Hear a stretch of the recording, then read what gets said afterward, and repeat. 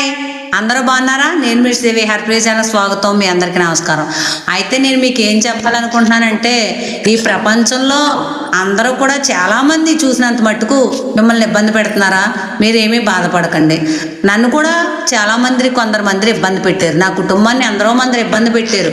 నేను భయపడలేదు, అలాగే బాధపడలేదు. ఇంకా స్వామివారి దగ్గరకు వచ్చి ఏమన్నానంటే, స్వామి, ఆ రూపంగా ఉన్న మీరు మమ్మల్ని ఎందుకు ఇబ్బంది పెడుతున్నారు? ఎందుకు ఆదరించట్లేదు? ఎందుకు దూషిస్తున్నారు? ఎందుకు బాధిస్తున్నారు?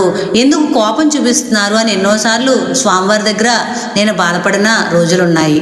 అయినా కూడా స్వామి దయ, కృప, కటాక్ష వీక్షణాలు నాకు ఎంతగానో అందించారు. అలాగే మీకు అందిస్తారు.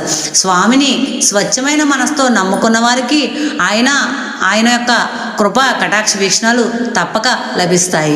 స్వామి అందరినీ ఒకే విధంగా చూస్తారు. స్వామి దయామయుడు, కృపాసాగరుడు.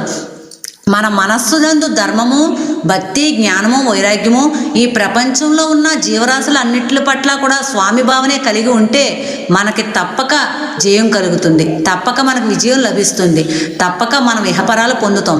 నిజానికి మనల్ని బాధ పెట్టిన వారు బాధపడాలి. మనల్ని బాధ పెట్టిన వారు రోధించాలి. మనల్ని బాధ పెట్టిన వారు ఎంతగానో హింసకు గురి అవుతారు. ఎందుకంటే మనం ఎన్ని రకాలుగా వీళ్ళని బాధ పెట్టినా వీళ్ళు మంచిగానే ఉన్నారు, స్వామి కరుణ వీళ్ళ మీద అంతగా ఉంది అని మనల్ని శత్రుభావంగా చూసిన వారు బాధపడతారు. మనం బాధపడని అవసరం లేదు.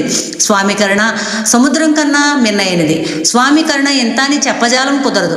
ఈ పరాభవనామ సంవత్సరంలో ధర్మంగా ఉన్న వారందరికీ కూడా జయము, దిగ్విజయము, స్వామి యొక్క కృపా కటాక్ష వీక్షణాలు పుష్కలంగా లభిస్తాయి. ఇది మహాగురు యొక్క కృపా కటాక్ష వీక్షణం. నేను కూడా మీకు భరోసా ఇస్తున్నాను. ధర్మంగా ఉండేవారికి ఈశ్వరుడు ఎప్పుడూ అండగానే ఉంటాడు. ఇది మీకు సత్యం అనిపిస్తే హర్ప్రీత్ ఛానల్ లైక్ చేయండి, షేర్ చేయండి. బాయ్.